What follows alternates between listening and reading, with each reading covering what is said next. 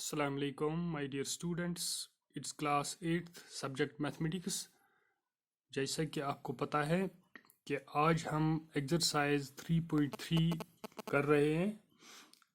अब तक हमने इसके क्वेश्चन नंबर 1 के जो पार्ट हैं वो सारे हमने किए हैं और क्वेश्चन नंबर 2 के भी हमने 2 पार्ट्स किए हैं। आज हम इसी का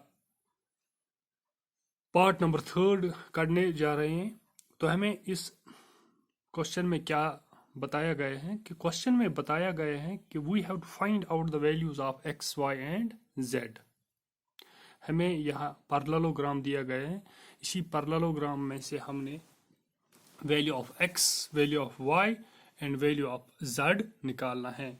yes my dear student, so यहाँ पर अब हम इन एक्स वाई जेड यानी अननोन वेरिएबल्स का वैल्यू कैसे निकाल सकते हैं। तो इसके लिए हमें पैरेललोग्राम के बारे में कुछ कंसेप्ट्स पता होने चाहिए जो हमने पहले ही सीखे हैं। तो let us solve the question. तो माय डियर स्टूडेंट्स, अगर मैं इस फिगर की तरफ देखूंगा तो यहाँ पर x यहाँ है, y यहाँ है और z यहाँ है। हमने इसी के वैल्यू निकालने हैं। अगर हम इस फिगर की तरफ देखेंगे तो हम देखते हैं कि चूंकि ये जो फिगर है ये एक पैरेललोग्राम है, ये हम सबको पता है। अगर हम यहाँ पर देखेंगे तो हम x का वैल्यू हम ढूंढेंगे, कैसे निकाल सकते हैं। यहाँ पर जो फिगर में दिया गया है एक स्क्वायर सा डब्बा, यहाँ पर एंगल तो हम ऐसे कर्व बनाते हैं, ऐसे कर्व उसको हम एंगल कहते हैं। मगर यहाँ पर जो एंगल की निशानी यहाँ पर है वो एक स्क्वायर डब्बे की मानद है।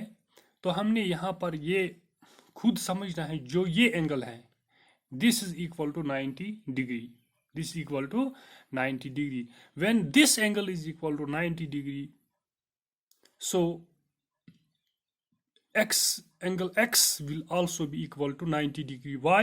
Because this angle and this angle are vertically opposite angles. Vertically opposite angle हम किसको बताते हैं?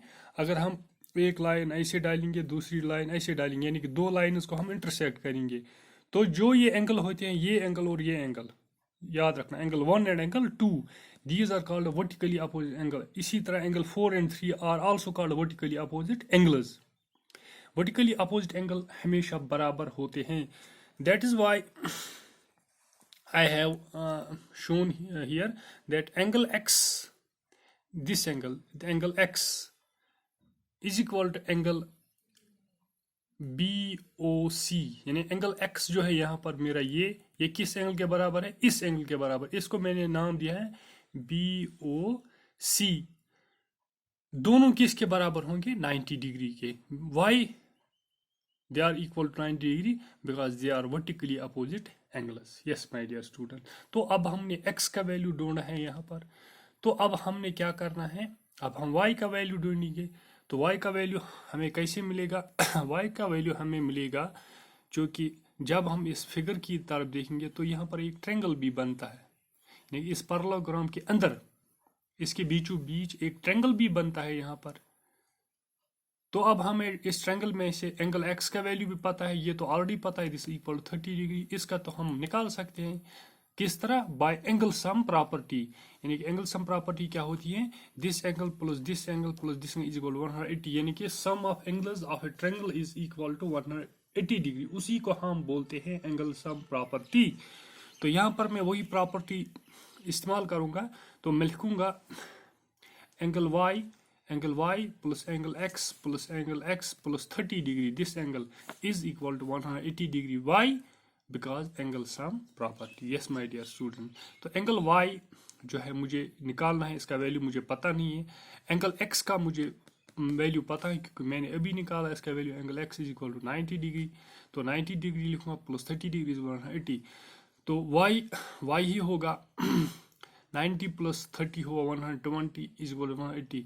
इसके बाद मैं कैलकुलेशन करूंगा, y जो रहेगा यहाँ पर 120 ट्रांसपोज होगा इस साइड, यानी RHS साइड, तो यह यहाँ पर प्लस था, यहाँ पर जब आएगा 120 ये माइनस बनेगा। जब हम सब्ट्रैक्ट करेंगे 180 में से 120 तो वहाँ पर 60 रह गई। अब यहाँ पर और एक पॉइंट आपको समझना है, एंगल वाई भी निकल गया। अगर हम एंगल वाई और एंगल जेड की तरफ देखेंगे, angle Y angle Z they are alternate angles. किस तरह अल्टरनेट एंगल्स है? देखो, अगर मैं इस फिगर मेरे पास थी, अगर मैं इस साइड को एक्सटेंड करूंगा इस तरफ, इस साइड को एक्सटेंड करूंगा इस तरफ, इस साइड को एक्सटेंड करूंगा, फिर ए सी को मैं ट्रांसवर्स मानूंगा, ए सी को मैं ट्रांसवर्स मानूंगा, तो यहाँ पर एंगल्स बनते हैं एंगल वाई और angle Z, they are alternate angles, they are alternate angles, their measure is always equal when these two lines are parallel। मगर ये लाइन्स तो हमें ऑलरेडी पता है, they are parallel because they are the opposite sides of parallelogram। yes, we are given that the figure is a parallelogram, so angle z is also equal to angle y is also equal to angle z, which is equal to 60 degree। तो this was all about today। तो my dear students, इसके बाद कुछ और part है इसी question में, question number 2 में। अगर आप खुद देख सकते हो, यहाँ पर आप खुद ट्राई कीजिए। अब मैं इन का वैल्यू कैसे निकाल सकता हूँ, मैं थोड़ा सा इसमें आपको गाइड करता हूँ। यहाँ पर आप कैसी वैल्यू निकाल सकते हैं, आप ये खुद देख सकते हो। यहाँ पर आप वैल्यू निकाल सकते हैं। आप लिखो सीधा एंगल 80 प्लस एंगल दिस, ये लिखो किसके बराबर 180, because they are interior angles between the transverse and two parallel lines. यानी अगर यम गए पैरेलल लाइन्स तो ये अगर हो गई ट्रांसवर्स, तो angles on the same side of the transverse and in between the parallel lines are always supplementary. यानी this angle plus this angle will be 180 degree. जब हमें इस एंगल का वैल्यू पता चला तो सीधा मुझे इस z का भी पता चलेगा, because z plus this angle will be linear pair. तो z का वैल्यू निकल गया x, जब z का वैल्यू निकल गई, इसका वैल्यू तो x का पता चला, जब x का पता तो ये ऑलरेडी पता है, तो ये भी पता है, because they are opposite angles of parallelogram. इसी तरह आप इस क्वेश्चन के लिए भी ट्राई कीजिए। So this was all about today. अल्लाह हाफ़िज़।